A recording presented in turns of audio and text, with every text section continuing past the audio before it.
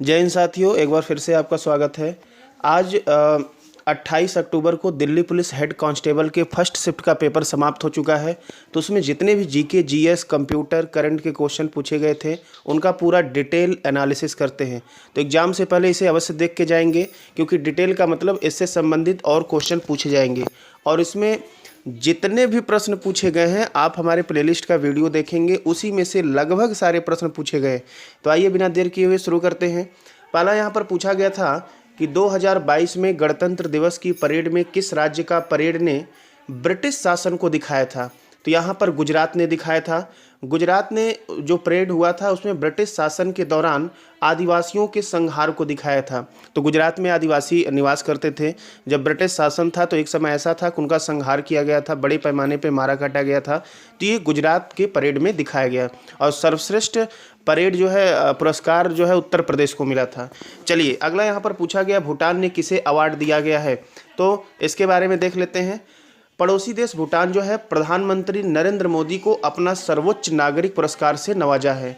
मोदी को भूटान के सर्वोच्च नागरिक पुरस्कार नागदा पेलजी खोरलो से सम्मानित किया गया है। अगला प्रश्न इसमें क्या पूछा गया है, महात्मा गांधी ने सबसे पहला आंदोलन कौन सा शुरू किया था।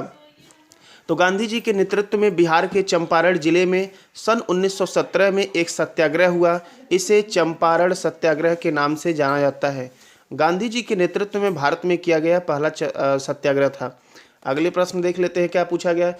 डबल सी का फुल फॉर्म पूछा गया है। तो सी का फुल फॉर्म होता है कार्बन कॉपी। अगला देखिए, शॉर्टकट की दिया गया है। कल हम एक शॉर्टकट की से रिलेटेड 3 से 4 मिनट का वीडियो डाले थे। जितने भी शॉर्टकट की पूछे जा रहे हैं सारे उसी वीडियो से पूछे जा रहे हैं। तो आप लोग एग्जाम से पहले अवश्य देखें। यहाँ पर पूछा गया F12 बटन प्रेस करके हम किसी भी फाइल को सेव एज कर सकते हैं। इस शॉर्टकट कीज का उपयोग सभी रो को सेलेक्ट करने के लिए किया जाता है। इस शॉर्टकट कीज का उपयोग सभी कॉलम को सेलेक्ट करने के लिए किया जाता है। तो सभी कॉलम और रो को सेलेक्ट करने के लिए F12 की का प्रयोग किया जाता है। आगे देख लेते हैं, Ctrl+E किसकी शॉर्टकट की है। कल हमने इसको बताया भी था।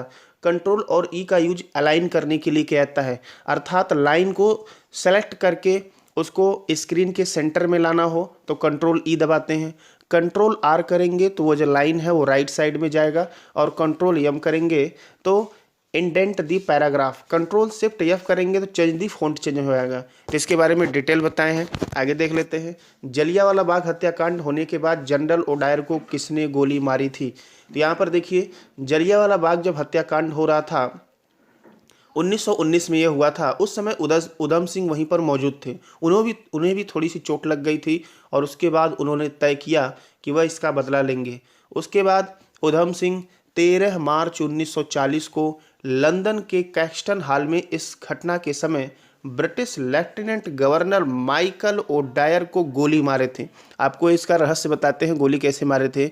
ये वहाँ पर गए थे पत्रकार बन के, क्योंकि वो लेफ्टिनेंट गवर्नर है तो उसकी सुरक्षा काफ़ी कड़ी थी। पत्रकार बनकर गए थे, एक किताब लेकर गए थे, बुक। पत्रकार अपने साथ किताब और माइक तो लेकर चलते ही हैं।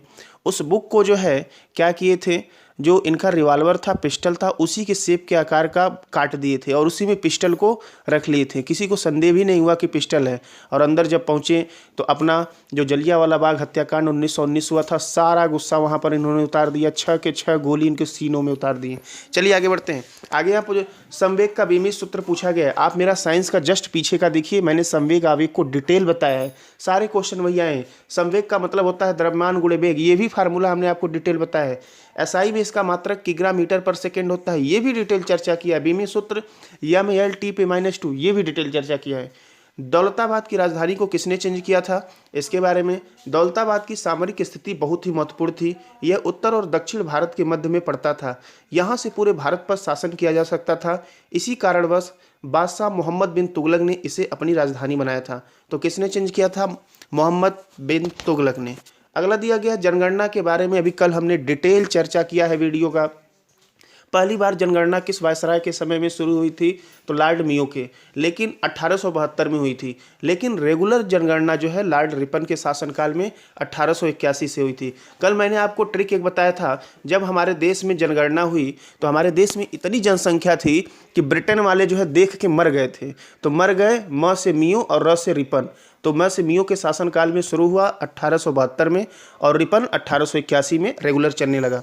इस बार की जो 2011 की जनगणना हुई है ये 15वीं जनगणना है और स्वतंत्रता पश्चात ये 7वीं जनगणना है, ठीक है। और एक ऐसा वर्ष था 1921 जिसको जनगणना का महान विभाजक वर्ष भी कहा जाता है, क्योंकि उस समय जनसंख्या में कमी आ गई थी। चलिए, यहाँ पर ग्रेविटेशनल कांस्टेंट वैल्यू पूछा गया है, तो इसका वैल्यू होता है, ध्यान से देखिए, कल के साइंस के वीडियो में हमने ये भी बताया है आपको, 6.67 इंटू 10⁻⁻11 न्यूटन मीटर के प्रति केजी स्क्वायर। अगला प्रश्न क्या पूछा गया है? कैलाश मंदिर पूछा गया कहाँ है? तो कैलाश मंदिर संसार में अपने ढंग का अनूठा वास्तु, जिसे मालखेड स्थित राष्ट्रकूट वंश के नरेश कृष्ण प्रथम ने 757 से लेकर 783 ईस्वी में निर्मित कराया था।